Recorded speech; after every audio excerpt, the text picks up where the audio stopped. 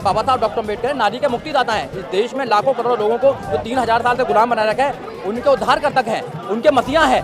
अगर बाबा साहब डॉक्टर अम्बेडकर की मूर्ति से, उनके विचारों से, उनके संविधान से कोई हाथ लगाएगा तो बर्दाश्त नहीं है, बिल्कुल बर्दाश्त नहीं है। ये आपको समझना पड़ेगा।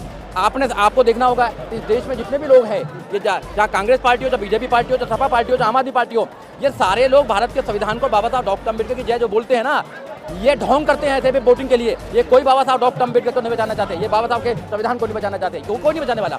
अगर तुम संविधान को बचाना चाहते तो जिन्होंने संविधान बनाया बाबा साहब डॉक्टर अम्बेडकर ने, अगर उनकी एक मूर्ति को नहीं बचा सकते तो क्या संविधान बचाएंगे आप लोग? ये लगा पूछेंगे ना हम लोग उनको कि आप संसद में लगी हुई एक मूर्ति को नहीं बचा सके तो आप भारत के संविधान को क्या बचाएंगे? तो आप ढोंग करने का काम कर रहे हैं। तो आपको जवाब देना पड़ेगा जनता को, ऐसे नहीं जाना पड़ेगा आपको। जनता जवाब मांगेगी आपसे, क्योंकि 5 साल के बाद जनता में आना पड़ेगा आपको। ऐसे थोड़ी है कि एक बार वोट लेके चले गए फिर जनता में नहीं आओगे। आपको बताना पड़ेगा जो संविधान में लिखा हुआ था, संविधान को इंप्लीमेंट क्यों नहीं करा आपने, संविधान को लागू कौन करेगा? बचाने की सब बात कर रहे हैं, तुम्हारी सरकारें हैं राज्यों में, क्यों नहीं संविधान को लागू करते हैं आप?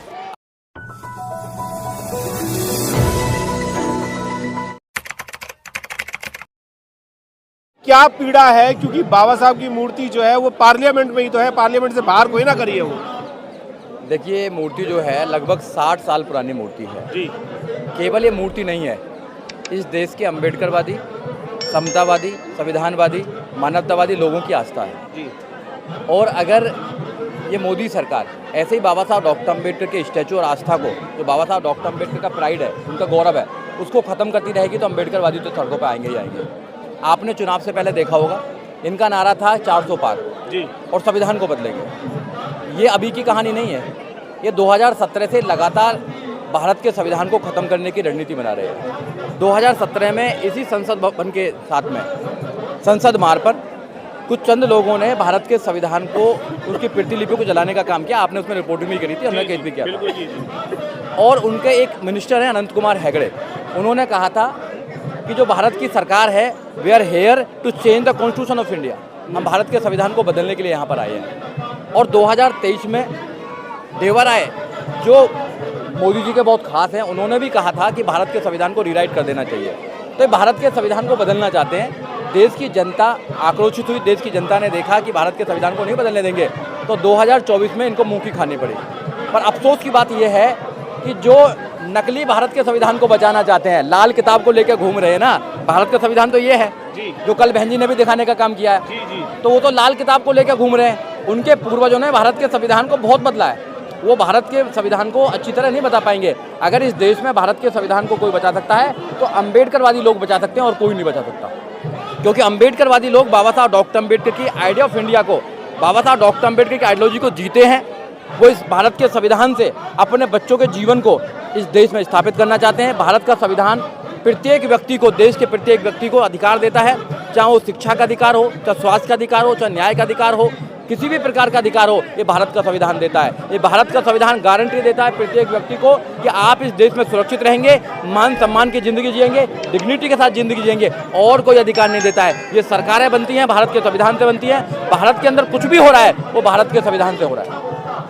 भारत के संविधान से तो हो रहा है, पर मूर्ति बदलने का ये जो सीन चल रहा है, मूर्ति पार्लियामेंट में, मैंने यही कहा था अभी आपसे कि पार्लियामेंट से बाहर नहीं गई है, फिर भी इतना ये जन आंदोलन हो रहा है, इतने हजारों की तादाद में अम्बेडकरवादी आए हुए हैं, और 10 मूर्तियों के साथ मूर्ति है और बिल्कुल सेंटर में, और सबसे ऊंची मूर्ति बाबा साहब की है, फिर भी प्रॉब्लम है हम लोगों को। नहीं, बिल्कुल। देखो, ये बाबा साहब डॉक्टर अम्बेडकर की मूर्ति क्यों हटाई वहाँ से? कारण क्या? हटाने की बताओ ना, कारण क्या? सौंदर्यकरण किया है। सौंदर्यकरण बाबा साहब डॉक्टर अम्बेडकर की मूर्ति हटाने से होता है क्या?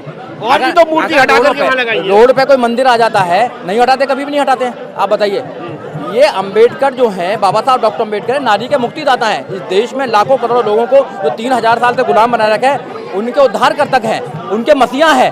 अगर बाबा साहब डॉक्टर अम्बेडकर की मूर्ति से, उनके विचारों से, उनके संविधान से कोई हाथ लगाएगा तो बर्दाश्त नहीं है, बिल्कुल बर्दाश्त नहीं है। ये आपको समझना पड़ेगा। आपको देखना होगा इस देश में जितने भी लोग हैं, ये चाहे कांग्रेस पार्टी हो, चाहे बीजेपी पार्टी हो, चाहे सपा पार्टी हो, चाहे आम आदमी पार्टी हो, ये सारे लोग भारत के संविधान को, बाबा साहब डॉक्टर अम्बेडकर की जय जो बोलते हैं ना, ये ढोंग करते हैं ऐसे भी वोटिंग के लिए। ये कोई बाबा साहब डॉक्टर अम्बेडकर को नहीं बचाना चाहते, ये बाबा साहब के संविधान को नहीं बचाना चाहते। क्यों कोई नहीं बचाने वाला।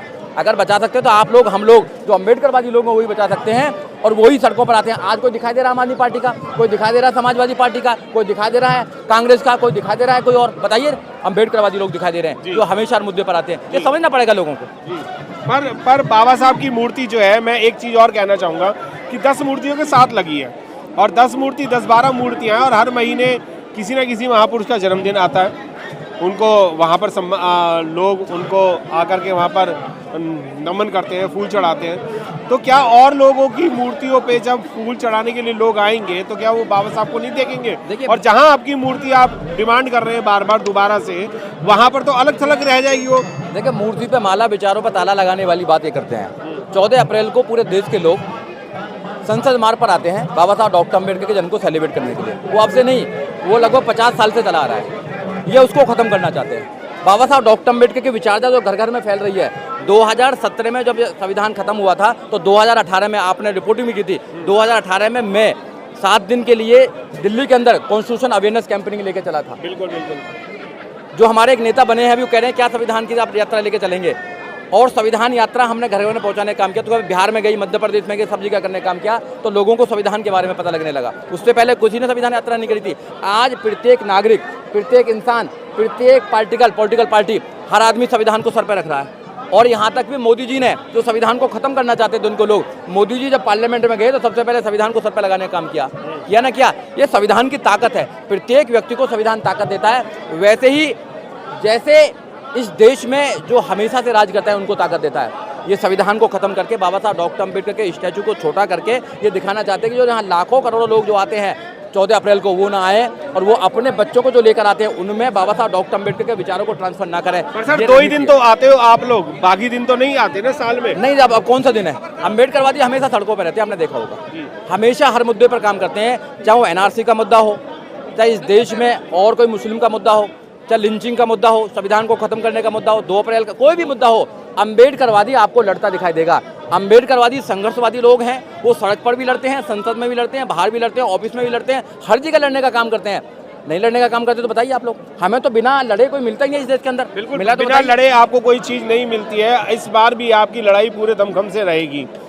क्या लगता है बीजेपी गवर्नमेंट जो है वो आपकी बात मान लेगी? क्योंकि इतने सारे आंदोलन हुए उसमें भी वो किसी की बात नहीं मान रही है, यानी कि वो सुनते ही नहीं है किसी की ऐसा नहीं है। आपका गलत कहना है कि बीजेपी या सरकार झुकती नहीं है। सरकार 2 अप्रैल को झुकी ना झुकी बताइए आप लोग। सरकार 3 जो कानून बनाए थे, जो काले कानून बनाए थे किसानों के खिलाफ, उन पर झुकी सरकार। अब जो संविधान को खत्म करना चाहते थे, कितने सालों तक चला ये भी तो देखिए ना सर। जो संविधान खत्म करना चाहते थे वो संविधान को माथे पर लगा रहे हैं, झुके कि नहीं झुके। अब ये देश की महान जनता है, इसके सामने हर किसी को झुकना पड़ेगा।